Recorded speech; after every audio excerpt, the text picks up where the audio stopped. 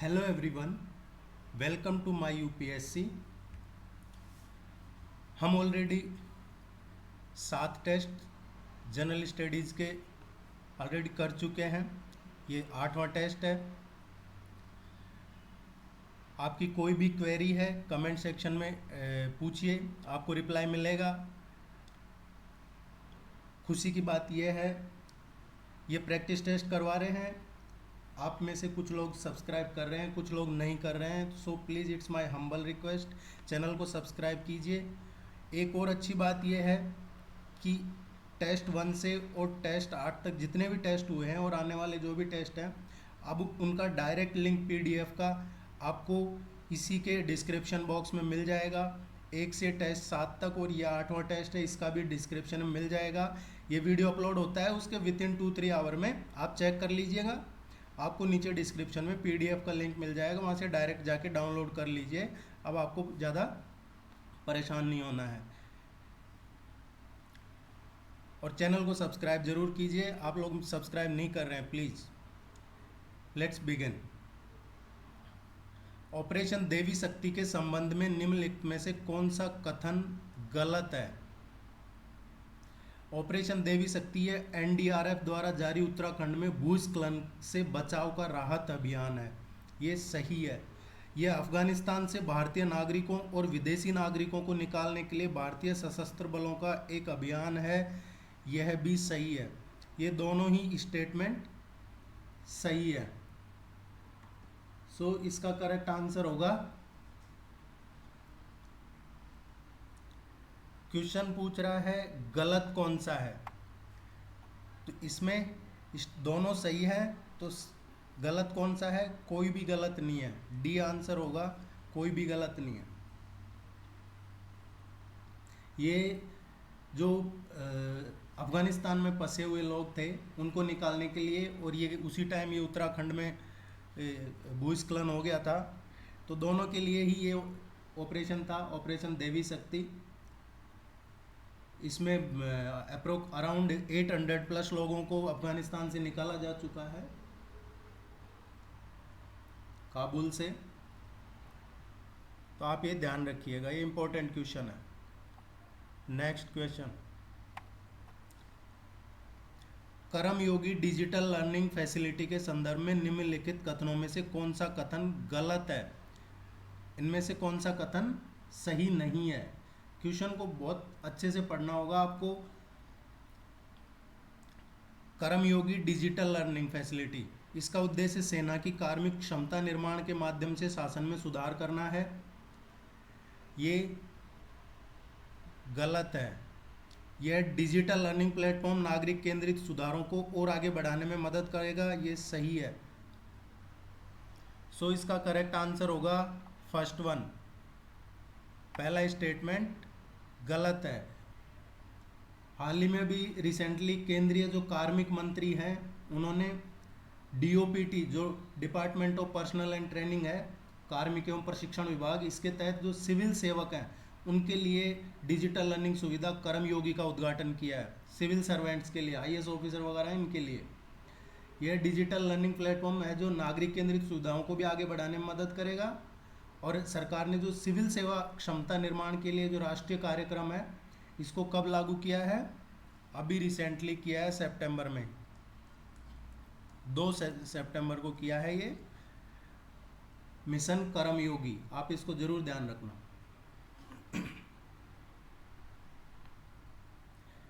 ये 2 सितंबर 2020 को लागू किया था।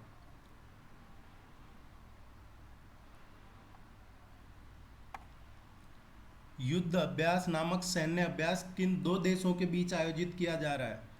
ये जो एक्सरसाइज हो रहा है, सैन्य एक्सरसाइज, इसका नाम ही युद्ध अभ्यास है। ये किसके बीच किया गया है? ये युद्ध अभ्यास संयुक्त युद्ध अभ्यास हुआ है, ये भारत और अमेरिका के बीच में हुआ है।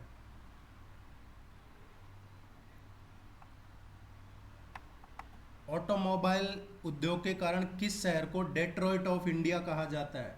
ऑटोमोबाइल उद्योग के कारण जो डेट्रॉइट ऑफ इंडिया कहा जाता है, ये चेन्नई को बोला जाता है। एक्चुअल में डेट्रॉइट क्या है? डेट्रॉइट ये मिशिगन का शहर है एक। मिशिगन में है ये डेट्रॉइट। मिशिगन का एक शहर है, यहाँ ऑटोमोबाइल इंडस्ट्री है। और भारत में ऑटोमोबाइल चेन्नई में है, इसी कारण चेन्नई को डेट्रॉइट ऑफ इंडिया कहा जाता है।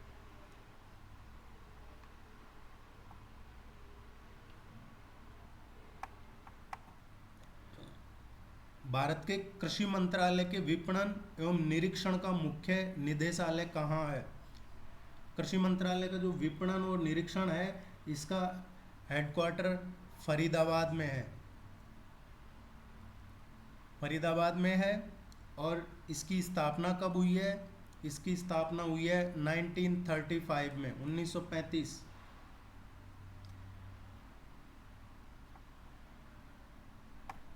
नामग्याल राजवंश का राज भारत के किस राज्य में था?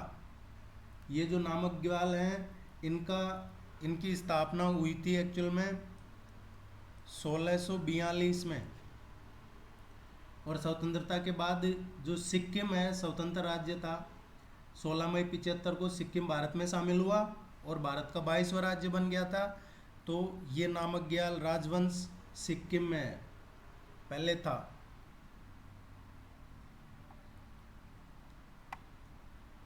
भारत सरकार अधिनियम के द्वारा इनमें से कौन सी व्यवस्था की गई थी?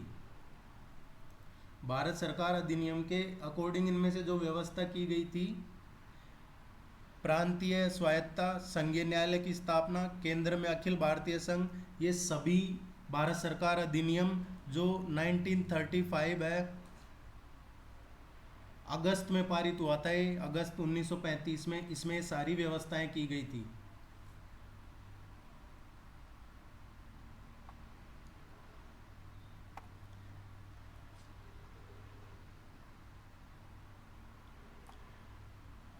दक्षिण अफ्रीका से लौटने के बाद गांधी जी का भारत में पहला सफल सत्याग्रह कौन सा था? साउथ अफ्रीका से लौटने के बाद गांधी जी ने जो पहला सफल सत्याग्रह किया था वो चंपारण सत्याग्रह था। और ये कब शुरू हुआ था? 19 अप्रैल 1917 में। और इसका मेन उद्देश्य क्या था? नील की खेती करने वाले किसानों को न्याय दिलाना था। सो चंपारण सत्याग्रह इसका सही आंसर होगा। भारतीय राष्ट्रीय कांग्रेस के लिए सेफ्टी वॉल्व का जो सिद्धांत है वो किसने दिया था? देखिए, ये सेफ्टी वॉल्व का जो सिद्धांत है उसका उपयोग किया था यंग इंडिया, एक पत्रिका है यंग इंडिया, जिसमें यंग इंडिया जो पत्रिका है उसमें 1916 में लाला लाजपत राय ने इसका उपयोग किया था। और इसको बताया था कि ये किसकी उपज है। ये जो सेफ्टी वॉल्व का प्रिंसिपल है, ये लॉर्ड डफरिन के दिमाग की उपज थी।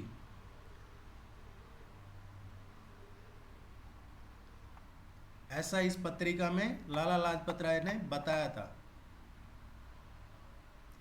किस मुगल सम्राट के कार्यकाल में के अंत में मुगल साम्राज्य को जागीरदारों की समस्या का सामना करना पड़ा था? देखिए, इसका आंसर होगा औरंगजेब। औरंगजेब किसका पुत्र था? औरंगजेब शाहजहां का पुत्र था। औरंगजेब का जन्म कब हुआ? ये 1618 में हुआ, नवंबर 1618 में। औरंगजेब का टाइम पीरियड कब से कब रहा? औरंगजेब ने जुलाई 1658 1658 से और 1707 मार्च 1707 तक रहा है इसका। इसके टाइम पे जागीरदारों ने को काफ़ी प्रॉब्लम होती थी। वैसे भी औरंगजेब का राज अच्छा नहीं माना जाता है अकबर के कंपैरिजन में। इसका सही आंसर है Aurangzeb. International association of deposit insurance का सचिवालय किस देश में है? ये जो है इसका सचिवालय स्विट्जरलैंड में है। सारे ब्लैक मनी का डिपॉजिट वहीं है। इसकी स्थापना 2002 में हुई थी और इसका जो सचिवालय है स्विट्जरलैंड के बासेल में है। 2002 में ये एस्टेब्लिश हुआ है और ये कहाँ पे है? Basel in Switzerland.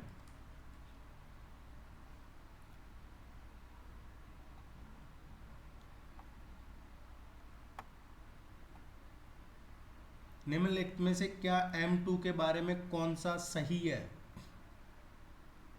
M2 पैसे की जो आपूर्ति की माप है उसको M2 बोला जाता है।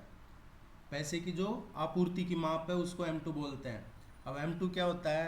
M2 होता है M1 प्लस डाकघर में जो बचत जमा है वो होता है। सो इसका करेक्ट आंसर होगा फर्स्ट वन।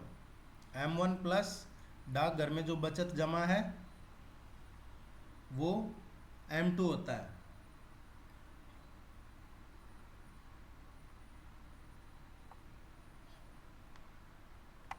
शेयर स्वैप की परिभाषा क्या है? शेयर स्वैप क्या होता है? एक कंपनी एक दूसरे का अधिग्रहण करती है और अधिग्रहित इकाई के लिए जो भुगतान करने के लिए अपने स्टॉक का उपयोग करती है उसको शेयर स्वैप कहते हैं।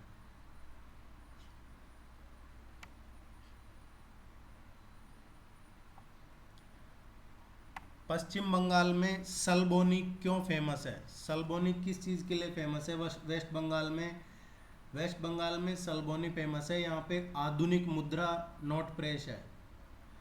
आधुनिक मुद्रा नोट प्रेस है यहाँ पे।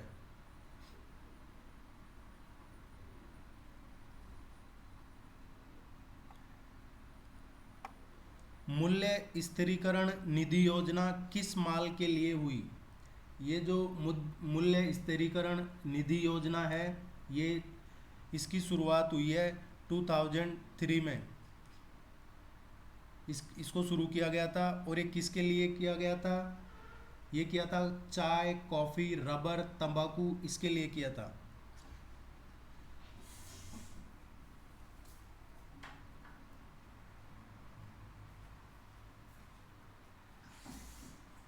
बी इसका सही आंसर होगा।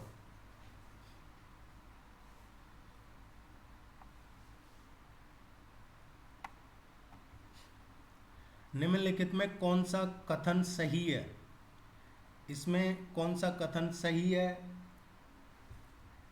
देखिए, आरबीआई ने रेपो रेट कब शुरू किए हैं? आरबीआई ने रेपो रेट शुरू किए हैं 1992 में और जो रिवर्स रेपो रेट है वो 1996 में शुरू किए हैं। सो इसलिए सही आंसर होगा बी। आपको ये ध्यान रखना है। 1835 में कबायली हमलों का सामना करने के लिए कसेर लेवी की स्थापना की गई थी। वर्तमान में इसे किस नाम से जाना जाता है? जो कसेर लेवी है उसको अभी किस नाम से जाना जाता है? 1835 में इसकी स्थापना हुई थी कसेर लेवी की और इसका 1917 में नाम बदलकर आसाम राइफल्स कर दिया था और अभी इसको आसाम राइफल्स के नाम से जानते हैं। और आसाम राइफल्स का हेडक्वार्टर कहाँ है? शिलोंग में। अभी शिलोंग में इसका हेडक्वार्टर है।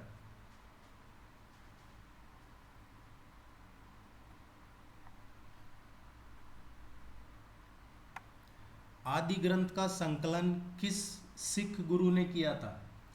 आदि ग्रंथ सिख धर्म की सबसे जो महत्वपूर्ण धार्मिक पुस्तक है वो है आदि ग्रंथ और इसका संकलन किया था जो 5वें सिख गुरु थे गुरु अर्जुन देव, उन्होंने किया था। इस ग्रंथ में लगभग 1430 के अराउंड अंग हैं और 6000 शब्द हैं जो कि मतलब इसमें पद्य शैली में लिखे गए हैं। तो ये आपको ध्यान रखना है, गुरु अर्जुन देव ने आदि ग्रंथ का संकलन किया।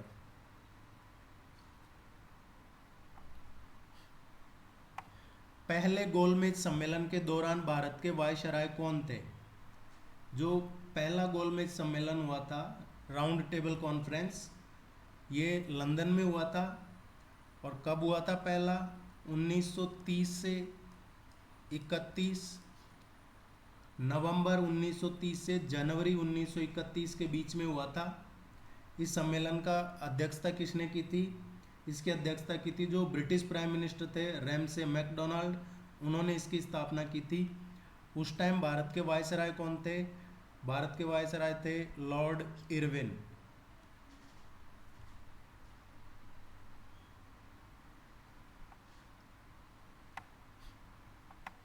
निम्नलिखित कथनों पर ध्यान दीजिए।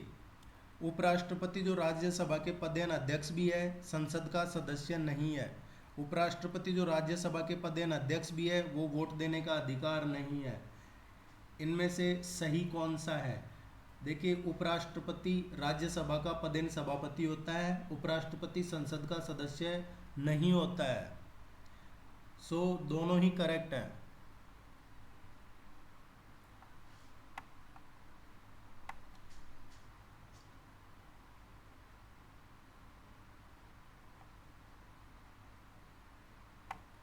भारतीय संविधान में 10वीं अनुसूची किसके द्वारा शामिल हुई है? 10वीं अनुसूची है, ये शामिल हुई है 52वें संविधान संशोधन के तहत इसको जोड़ा है। इसमें एंटी डिफेक्शन लॉ जो दल बदल कानून है वो है, और ये 1985 में इसको पास किया था, उस टाइम ये जोड़ा था। इसमें दल बदल नेताओं की सांसद विधायक सदस्यता वगैरह रद्द होने का प्रावधान है, एक पार्टी से दूसरी पार्टी ज्वाइन कर लें।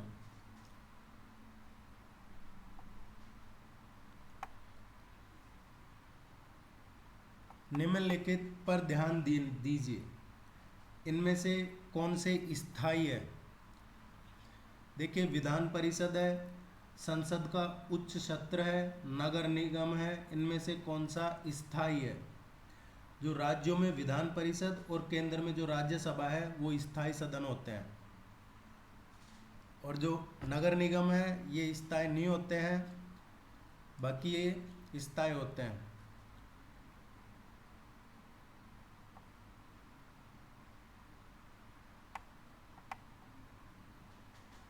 भारत के लोकसभा और राज्यसभा में कितने सदस्य मनोनीत किए जा सकते हैं?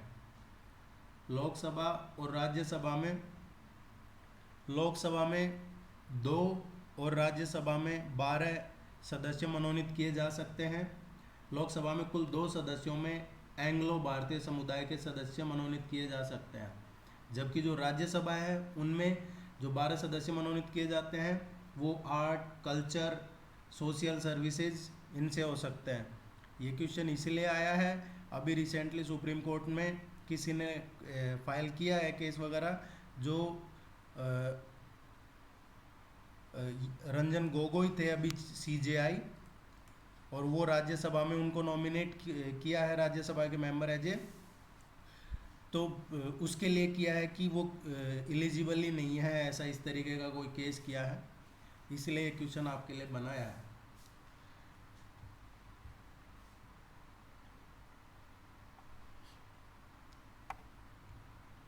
निम्नलिखित में कौन से प्रदेश 1987 में बनाए गए थे? 1987 में इनमें से कौन से प्रदेश बनाए गए थे? देखिए, 30 मई 1987 को गोवा की स्थापना हुई थी। गोवा। और जो अरुणाचल प्रदेश है उसकी स्थापना हुई है 20 फरवरी 1987 को। 87 में गोवा और अरुणाचल प्रदेश ये दोनों बनाए गए थे।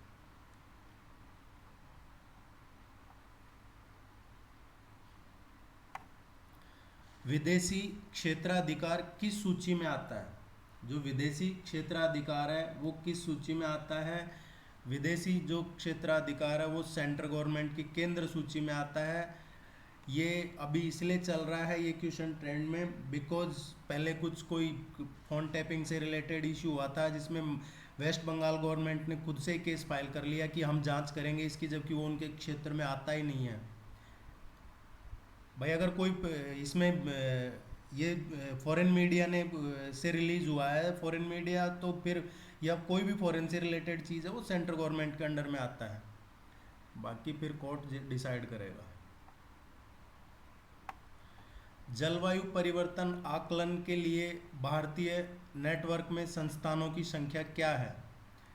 जलवायु परिवर्तन के लिए जो आकलन है उनमें भारतीय नेटवर्क में संस्थानों की संख्या 127 है। इतने इंस्टीट्यूट्स हैं इसमें। कच्छ की खाड़ी, मन्नार की खाड़ी, अंडमान निकोबार द्वीप समूह और लक्षद्वीप सब में क्या पाया जाता है? इनमें से जो मूंगा चट्टान है वो इन सभी जगह पे पाई जाती है। ये इम्पोर्टेंट है। इनमें से कौन सा पिडमांट पठार का एक उदाहरण है? देखिए, जो पिडमांट पठार है वो क्या होता है? पिडमांट पठार वह पठार होता है जिसकी एक तरफ पहाड़ होता है। जिस पठार के एक साइड पे पहाड़ होता है उसको पिडमांट पठार बोला जाता है। और ऐसा कहाँ पे है? मालवा का पठार ऐसा ही पठार है।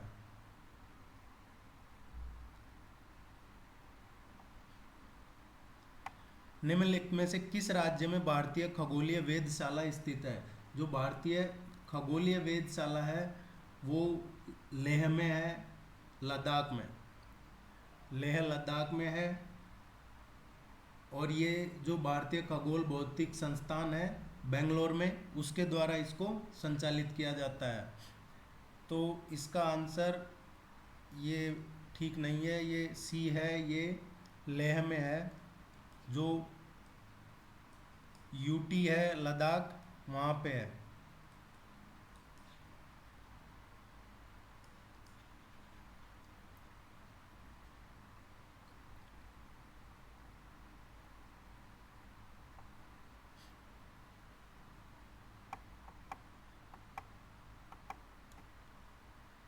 विकल्पों का विवेचन कीजिए और इनमें से किन पहाड़ियों को मिलाकर पूर्वांचल पर्वत श्रृंखला का निर्माण होता है? जो पूर्वांचल पर्वत श्रृंखला है उसमें कौन सी पहाड़ियाँ इनमें से शामिल हैं? देखिए, पटकाई, मणिपुर, मिजो, नागा, इन सभी को मिला के पूर्वांचल पर्वत श्रृंखला बनती है। और ये किसके लिए फेमस है? ये जो पूर्वांचल पर्वत श्रृंखला बनती है ये किसके लिए फेमस है? ये फेमस है संगमरमर के लिए।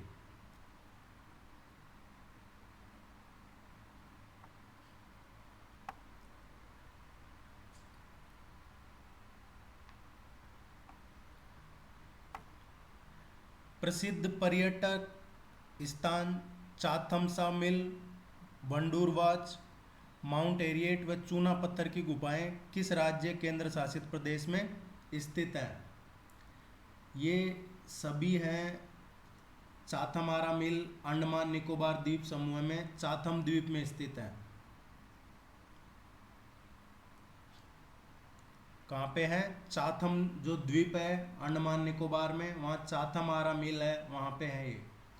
और ये जो मिल है इसकी स्थापना कब हुई है? इसकी 1883 ईस्वी में इसकी स्थापना की गई थी।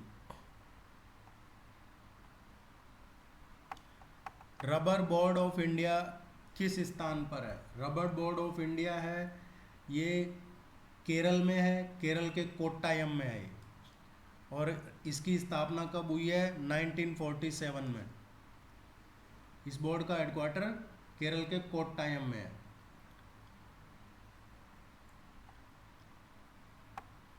तो मोरारी ग्लेशियर वेटलैंड देश के किस राज्य में स्थित है? ये जो ग्लेशियर वेटलैंड है ये इसमें भी गड़बड़ है, ये जम्मू कश्मीर और लद्दाख रीजन में है। और एक्चुअल में ये लद्दाख में है। इसके जो झील के आसपास का क्षेत्र है उसको ये सोमोरारी वेटलैंड रिजर्व भी है वहाँ पे। और ये लगभग जो मेन सी लेवल है, समुद्र तल है, उससे इतनी मीटर हाइट पे है। ये लद्दाख में है।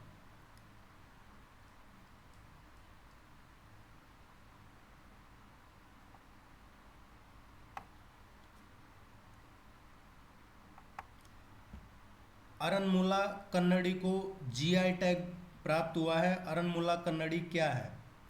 अरनमुला कन्नड़ी को भी जियोग्राफिकल ये जो टैग मिला है, आइडेंटिफिकेशन, ये केरल में है, अरनमुला कन्नड़ी। इसमें क्या है, धातु एवं कांच का काम होता है, इसके लिए काफ़ी फेमस है ये अरनमुला कन्नड़ी। और ये एक्चुअल में एक फेमस हस्तशिल्प है जिसको अभी रिसेंटली जीआई टैग मिला है।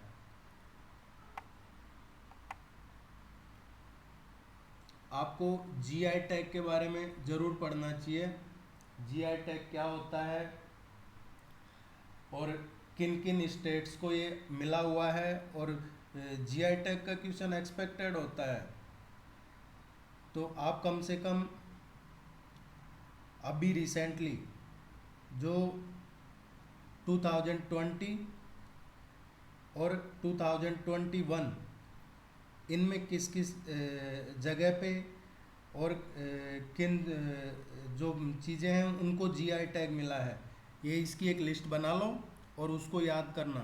इस तरीके का क्वेश्चन एक्सपेक्टेड होता है। रिसेंट का तो बना ही लेना है। ये जीआई टैग कौन देता है ये भी आपको पता होना चाहिए। इनकी क्या क्राइटेरिया होता है, क्या क्या इसकी क्वालिफिकेशन होती है ये टैग हासिल करने के लिए। ठीक है। Geographical indication. तुलबुल परियोजना देश के किस राज्य में स्थित है? जो तुलबुल परियोजना है ये झेलम नदी पे है और इस परियोजना का काम शुरू हुआ था, जो तुलबुल प्रोजेक्ट है ये शुरू हुआ है 1987 में झेलम रिवर पे। और इसका काम बाद में बंद करना पड़ा था बिकॉज इंडिया और पाकिस्तान के बीच में इस प्रोजेक्ट में एग्रीमेंट नहीं हो पाया था, समझौता नहीं हुआ था, इसलिए इसको बंद करना पड़ा था। ये जम्मू कश्मीर में है, झेलम रिवर पे।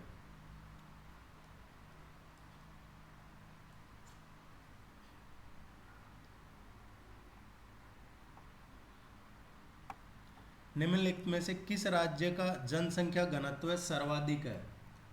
पॉपुलेशन डेंसिटी सबसे ज़्यादा बिहार में है। बिहार का जो एरिया है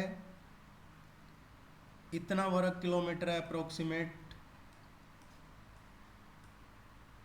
और जो जनसंख्या घनत्व है वो है, पॉपुलेशन डेंसिटी इतना है प्रति व्यक्ति पर किलोमीटर स्क्वायर किलोमीटर इतना है। 1 किलोमीटर में इतने लोग रहते हैं लगभग।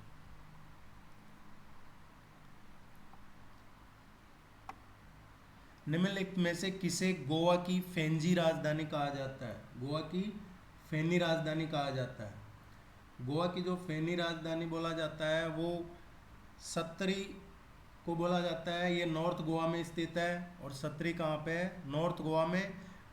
और ये जो मंडावी रिवर है, मंडोवी रिवर, उसके किनारे पे है।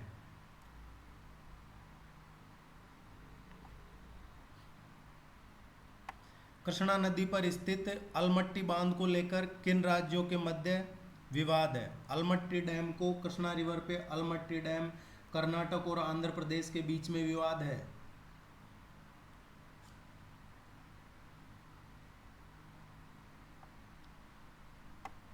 निम्नलिखित में से कौन सी नदी दक्षिणी भारत की सबसे बड़ी व सबसे चौड़ी रिवर है? साउथ इंडिया की सबसे बड़ी और सबसे चौड़ी रिवर है, ये है गोदावरी रिवर। और ये गंगा के बाद भारत की दूसरी सबसे लंबी रिवर भी है। ये कहाँ से निकलती है? गोदावरी निकलती है महाराष्ट्र में त्रियंबकेश्वर से। और ये किस किस स्टेट में है? महाराष्ट्र, तेलंगाना, छत्तीसगढ़, आंध्र प्रदेश और पांडिचेरी उड़ीसा से होकर गुजरती है। टोटल लेंथ कितनी है गोदावरी की? इतने किलोमीटर इसकी टोटल लेंथ है। इसके बारे में गूगल की हेल्प जरूर लीजिएगा। बराक घाटी भारत के किस राज्य में है? जो बराक वैली है, बराक वैली साउथ असम में है। ये सदर्न असम में है। इस घाटी का नाम बराक इसलिए पड़ा है क्योंकि यहाँ पे बराक रिवर है। और ये घाटी किसके लिए प्रमुख है? सिलचर। सिलचर इसी घाटी का एक प्रमुख नगर है।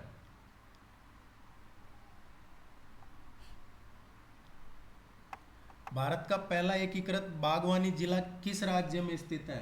भारत का जो पहला बागवानी जिला है वो है वलसाड डिस्ट्रिक्ट, और वलसाड डिस्ट्रिक्ट गुजरात में है।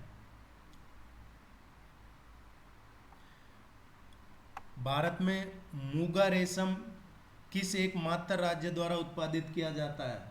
जो मूंगा रेशम है एंथीरिया असामेसियम नामक ये रेशम कीट द्वारा उत्पादित किया जाता है, और यह रेशम काफ़ी टिकाऊ और उच्च क्वालिटी का होता है। ये सिर्फ आसाम में ही उत्पादन किया जाता है। सरदार सरोवर परियोजना से कौन से राज्य लाभान्वित हो रहे हैं? जो सरदार सरोवर परियोजना है ये नर्मदा रिवर पे है। सरदार सरोवर बांध गुजरात में है, नर्मदा नदी पे। इस बांध से गुजरात, मध्य प्रदेश, महाराष्ट्र और राजस्थान को पानी और इलेक्ट्रिसिटी दोनों की प्राप्ति हो रही है। इसे कब कमीशन किया गया था? 2006 में। सी इसका करेक्ट आंसर है। भारत छोड़ो आंदोलन का तात्कालिक कारण क्या था? भारत छोड़ो आंदोलन का तात्कालिक कारण था क्रिप्स मिशन की असफलता। क्रिप्स मिशन की असफलता ये इसका तात्कालिक कारण था। 1942 में, मार्च 1942 में क्रिप्स मिशन ने के द्वारा जो ब्रिटिश सरकार का उद्देश्य द्वितीय विश्व युद्ध के लिए भारत का सहयोग प्राप्त करना था, लेकिन क्रिप्स मिशन के जो भारतीय नेताओं के सामने प्रस्ताव रखा गया था उसमें युद्ध के बाद भारत में भारतीयों की सरकार स्थापित की जाएगी, लेकिन जो हमारे लीडर्स थे उन्होंने मना कर दिया इससे, और ये इनके खिलाफ भारत छोड़ो आंदोलन शुरू कर दिया था।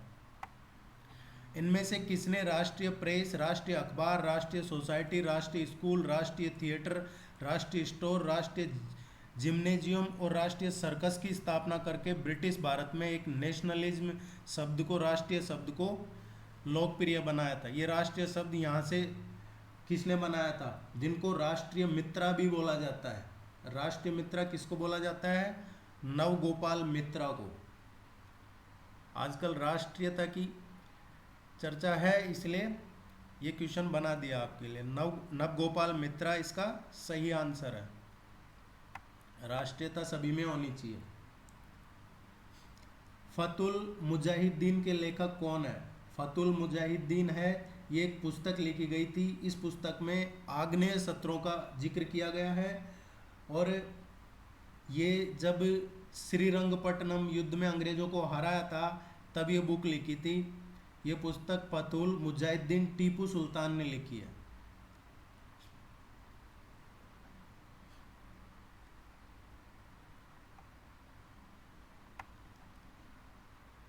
भारत के केंद्रीय सेक्टर एवं अधोसंरचना पर ब्रिटिश सरकार ने सबसे ज़्यादा निवेश कब किया?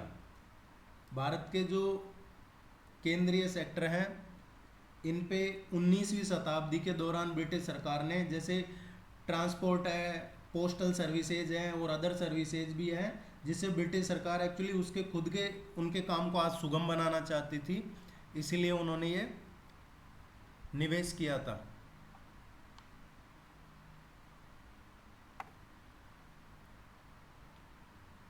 निम्नलिखित पर ध्यान देना है। इनमें से क्या भारतीय मनी मार्केट के अंग हैं? भारतीय मनी मार्केट के जो अंग हैं ये तीनों ही हैं। डी इसका करेक्ट आंसर होगा। मनी मार्केट एक्चुअली वो मार्केट होता है जहाँ पे कम समय में फंड जमा और उधारी होती है, जिनकी परिपक्वता एक्चुअल में 1 दिन से और 1 साल तक हो सकती है। कम समय की जो मेच्योरिटी है, परिपक्वता, उसके कारण इनको आसानी से कैश में बदल दिया जाता है। और भारत में जो मनी मार्केट है 2 टाइप्स का है। ये 2 टाइप्स होता है, एक तो ऑर्गेनाइज्ड और एक अनऑर्गेनाइज्ड। संगठित मनी मार्केट, असंगठित मनी मार्केट। जो असंगठित मनी मार्केट है वो पुराना मनी मार्केट है जिसमें साहूकार इत्यादि आते हैं, जबकि जो संगठित मार्केट है, ऑर्गेनाइज्ड मार्केट है, उसमें पीएसयूज हैं, एनबीएफसीज हैं, जैसे बैंक आते हैं। तो ये आपको पता होना चाहिए था मनी मार्केट क्या होता है। निम्नलिखित में से स्थापना वर्ष के आधार पर सही क्रम किसका है? इनके स्थापना वर्ष के आधार पर सही क्रम जमाना है। तो देखिए आरबीआई की स्थापना कब हुई है? आरबीआई की स्थापना हुई है 1935 में। एसबीआई की स्थापना कब हुई है? एसबीआई की स्थापना हुई है जुलाई 1955 में। आईएफसीआई की स्थापना कब हुई है? इसकी स्थापना हुई है 1948 में। आईसीआईसीआई की स्थापना कब हुई है? ये हुआ है जनवरी 1955 में। नाबार्ड नाबार्ड की स्थापना कब हुई है? 1982 में। और जो यूटीआई है, यूटीआई की स्थापना हुई है 1964 में। सो इसके अकॉर्डिंग पहले सबसे पहले आरबीआई आएगा, देन आईएफसीआई आएगा, then ICICI, then SBI, UTI and NABARD. So correct answer होगा इसका दिस वन। ये कुछ इम्पोर्टेंट फाइनेंशियल इंस्टीट्यूट्स हैं, इनके आपको पता होने चाहिए, इनका वर्किंग प्रेसिडेंट और इनकी एस्टेब्लिशमेंट कब हुई है। नोट, सिक्के, क्रेडिट, इनमें से सामान्य मुद्रा किसे कहा जाता है? नोट और सिक्कों को ही सामान्य मुद्रा कहा जाता है, जबकि क्रेडिट को बैंक मुद्रा कहा जाता है। इनको सामान्य मुद्रा और इसको बैंक मुद्रा कहा जाता है। सो करेक्ट आंसर होगा first one.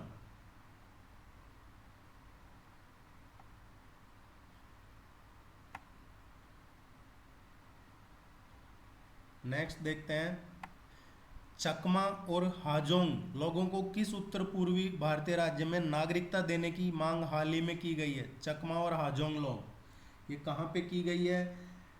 Chakma, national council of India ने अभी रिसेंटली सेंट्रल गवर्नमेंट को सुप्रीम कोर्ट के 2 आदेशों का अनुपालना करते हुए चकमा और हाजोंग लोगों को अरुणाचल प्रदेश में नागरिकता देने की मांग की है। ये लगभग 60,000 से ज़्यादा लोग हैं अरुणाचल प्रदेश में इस कम्युनिटी के, और मोर देन 6 डिकेड से भी ज़्यादा टाइम से यहाँ रह रहे हैं। लगभग 6 दशक से भी ज़्यादा टाइम से अरुणाचल प्रदेश में रह रहे हैं। और ये वो लोग हैं जो ईस्टर्न पाकिस्तान से विस्थापित हुए बौद्ध और हिंदू हैं। बौद्ध, ये जो चकमा है ये बौद्ध हैं, हाजोंग हैं ये हिंदू हैं। और इनको 1964 से और 1969 के बीच में यहाँ पे बसाया था। और जो भारत का जो अपेक्स कोर्ट है, सुप्रीम कोर्ट है, उसने 1996 में और 1996 के बाद 2015 में अपने जो 2 ऑर्डर दिए थे उनमें कहा था कि जो चकमा और हाजोंग हैं उनको अरुणाचल प्रदेश के निवासी के रूप में भारतीय नागरिकता दे दी जानी चाहिए। तो इन लोगों ने अभी सेंट्रल गवर्नमेंट को याद दिलाया कि भाई हमें नागरिकता चाहिए, दीजिए आप। गोल गुम्बज के संबंध में कौन सा कथन गलत है? गोल गुम्बज के कथन में देखिए, ये क्वेश्चन इसलिए बनाया है क्योंकि अभी रिसेंटली तेज बारिश हुई और उसमें गोल गुम्बज का एक हिस्सा क्षतिग्रस्त हो गया, जिसकी मरम्मत के लिए भारत का जो पुरातत्व सर्वेक्षण विभाग है उसने जिम्मेदारी ली है। और उसी के बाद से ये गोल गुम्बज चर्चा में आया है, सुर्खियों में आया है। गोल गुम्बज भारत का सबसे बड़ा है और विश्व का दूसरा सबसे बड़ा गुम्बद है। ये है जो इसको बनाने में ही 30 साल का टाइम लगा था, 30 वर्ष का टाइम लगा था बनाने में इसको। और जो इस इमारत की सबसे बड़ी बालकनी है उसको क्या बोला जाता है? चमसा, चमसा बोला जाता है इसकी बालकनी को। यहाँ पे अष्टकोणीय इमारत है, काफ़ी नफीस नक्काशी, फूल बूटे और बहुत सजी हुई है ये। अंग्रेज़ों ने इसको बोला था विस्परिंग गैलरी। और इसमें इस चबूतरे में कई कब्र वगैरह के पत्थर हैं, जहाँ कोई बीजापुर के सुल्तान थे मोहम्मद आदिल शाह, उनकी कब्र है, ऐसा है। तो इसमें गलत कौन सा है वो हमें देखना है और आपको इसके बारे में जाके और डिटेल पढ़नी है। ये गलत है कि गोल गुम्बद भारत का और विश्व का सबसे बड़ा, विश्व में 2nd नंबर पे है ये।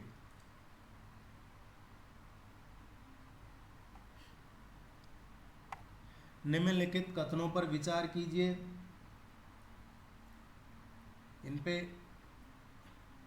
ईरान, तुर्कमेनिस्तान, अफगानिस्तान की सीमाओं पर खोरासन नाम के इलाके में 2012 में लड़ाकों ने एक गुट बनाया था ISIS के, ये सही है?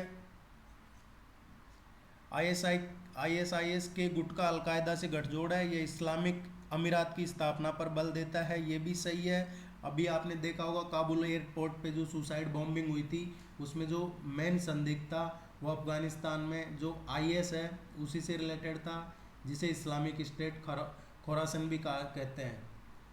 इन्होंने जिम्मेदारी लेते हैं उसके, ये चर्चा में है, थोड़ा सा आपको ध्यान रखना है। निम्नलिखित में से गलत कथन को छांटिए। गलत कौन सा है इनमें से? इनमें से जो गलत है वो है जवाहरलाल नेहरू की अध्यक्षता वाली संविधान सभा की एक समिति ने मौलिक अधिकारों को अंतिम रूप दिया था। जो मौलिक अधिकारों को अंतिम रूप दिया था वो जवाहरलाल नेहरू की अध्यक्षता में नहीं हुआ था, वो सरदार पटेल वल्लभ भाई पटेल की अध्यक्षता वाली संविधान सभा की एक समिति ने मौलिक अधिकारों को अंतिम रूप दिया था। तो पहला गलत है, बाकी सही है। जो फंडामेंटल राइट्स पे कमेटी बनी थी, कॉन्स्टिट्यूशनल कमेटी, उसकी अध्यक्षता सरदार वल्लभ भाई पटेल ने की थी।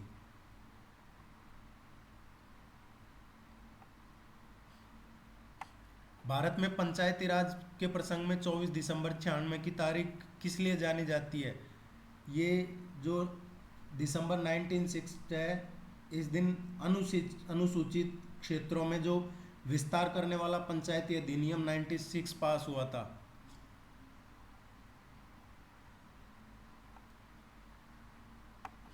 कौमी एकता सप्ताह किस महीने में मनाया जाता है? कौमी एकता सप्ताह है ये मनाया जाता है 19 to 25 नवंबर, ये मनाया जाता है कौमी एकता, ये बहुत ज़रूरी है।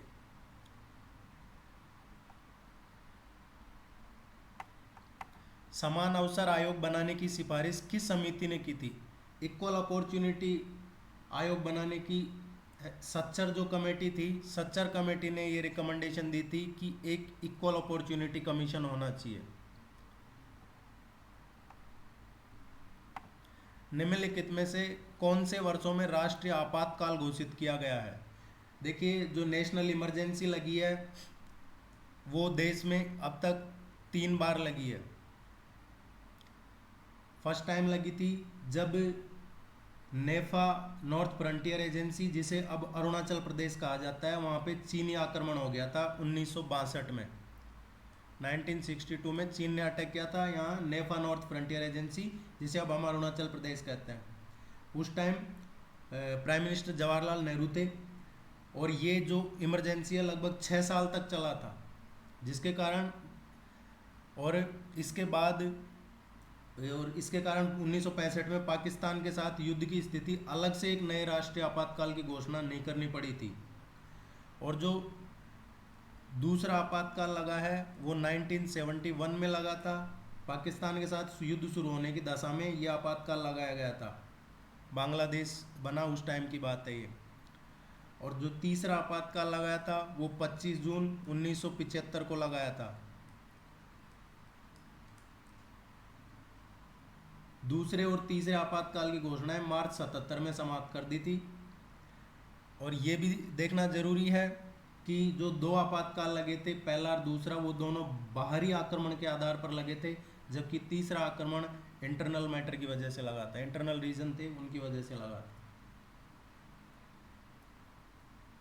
108वां संविधान संशोधन किससे संबंधित है? जो 108वां कॉन्स्टिट्यूशनल अमेंडमेंट है, ये संसद में राज्य विधानसभा में महिलाओं के लिए 1/3 आरक्षण प्रदान करना है। 1/3 reservation for women's in parliament and state legislature.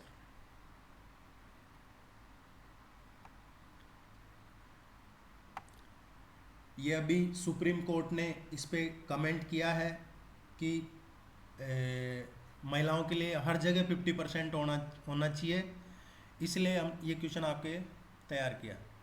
क्षुद्र ग्रह पट्टी किन 2 ग्रहों के बीच है? जो क्षुद्र ग्रह पट्टी है वो मंगल और बृहस्पति के बीच टूटे हुए ग्रहों के भाग हैं, इसे क्षुद्र ग्रह पट्टी कहते हैं। मंगल और बृहस्पति के बीच जो टूटे हुए ग्रहों के भाग हैं उनको क्षुद्र ग्रह पट्टी कहते हैं। कौन सा राष्ट्रीय उद्यान उद्यान अंडमान निकोबार में नहीं है?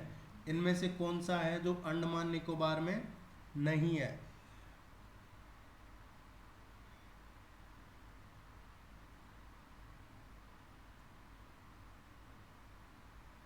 इसका आंसर आएगा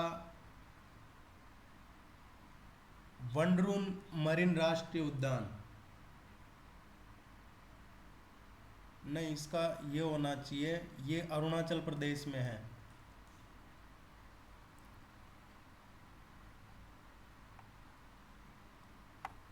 नेक्स्ट है, इनका कौन सा मैचिंग सही नहीं है? किसकी मैचिंग सही नहीं है इनमें से? ये देखना है मिसमैच कौन सा है। इसमें जो मिसमैच है, रानी झांसी समुद्री नेशनल पार्क लक्षद्वीप में नहीं है।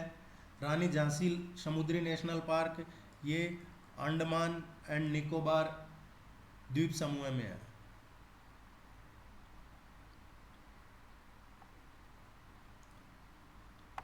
हरि सिंह नलवा के संदर्भ में कौन सा कथन सही है? सरकार ने वर्ष 2013 में उनकी बहादुरी और पराक्रम के लिए एक टिकट जारी किया था, ये सही है। वह महाराणा रंजीत सिंह की सेना में सभापति थे, ये भी सही है। दोनों ही सही है।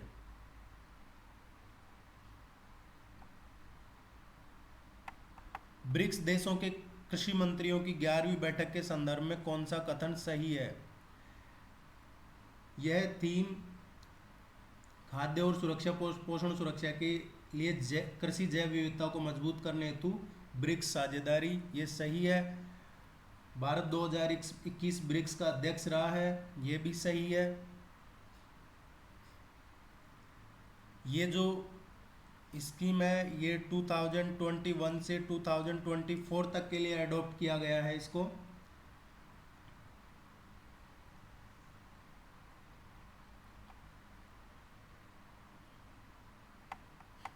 हाल ही में लॉन्च किए गए वाई ब्रेक, ये वाई ब्रेक मोबाइल एप्लीकेशन के संदर्भ में क्या सही है? इसका संबंध नई वाहन स्क्रैप पॉलिसी से है। इसका शुभारंभ आज़ादी के अमृत महोत्सव के उपलक्ष्य में किया गया है। अभी रिसेंटली जो केंद्रीय आयुष मंत्री है उन्होंने वाई ब्रेक मोबाइल एप्लीकेशन को लॉन्च किया था। यह एप्लीकेशन एक तरीके से योगा के लिए ब्रेक यानी स्वास्थ्य हेतु जो योगा अभ्यास है उसको बढ़ावा देने पे है, उस पर जोर देने पे आधारित है। इस ऐप के जरिए आप कहीं पे भी सिर्फ 5 मिनट में कहीं भी योग और ध्यान कर सकते हैं। और इस ऐप का निर्माण ऑफिस जाने वाले या काम में जो ज़्यादातर बिजी शेड्यूल रहता है जिन लोगों का, उनको ध्यान में रख के बनाया है। इस मोबाइल एप्लीकेशन को मोरारजी देसाई राष्ट्रीय योग संस्थान द्वारा विकसित किया है, यह आपको ध्यान रखना है। इस एप्लीकेशन को 30 अगस्त से 5 सितंबर के बीच जो आज़ादी का अमृत महोत्सव चला है उस उपलक्ष्य में चालू किया गया था। 30 अगस्त से 5 सितंबर। इसका करेक्ट आंसर होगा बी। ये स्क्रैप पॉलिसी से रिलेटेड नहीं है, ये योगा से रिलेटेड है। सो प्लीज़ चैनल को सब्सक्राइब ज़रूर कीजिएगा। और ये जितने भी टेस्ट हुए हैं अब तक उनका आपको नीचे डिस्क्रिप्शन में PDF मिल जाएगा, आप थोड़ा सा वेट कीजिए। Thank you very much, all the very best, good luck.